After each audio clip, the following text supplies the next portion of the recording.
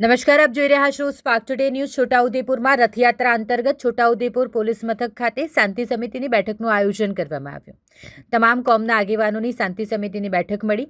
આવતીકાલે નગરમાં રથયાત્રા નીકળવાની છે અને સાથે જ તાજિયાની પણ શરૂઆત થઈ રહી છે. બંને તહેવારો આનંદ ઉલ્લાસ સાથે ઉજવાય તે માટે છોટાઉદેપુર પોલીસ મથક ખાતે પોલીસ મથકમાં એક શાંતિ સમિતિની બેઠકનું આયોજન કરવામાં આવ્યું. પોલીસ મથકના પીઆઈ AR પ્રજાપતિ દ્વારા બંને કોમના આગેવાનોને રથયાત્રા પર્વ નિમિત્તે કાયદો અને વ્યવસ્થા જળવાઈ રહે તેનું ખાસ ધ્યાન રાખવા માટે અપીલ કરવામાં આવી હતી. બંને કોમના આગેવાનો ઉપસ્થિત રહ્યા હતા. પ્રતિવર્ષની જેમ આ વર્ષે પણ તહેવારો હર્ષો ઉલ્લાસ સાથે ઉજવાશેની ખાતરી આપી હતી.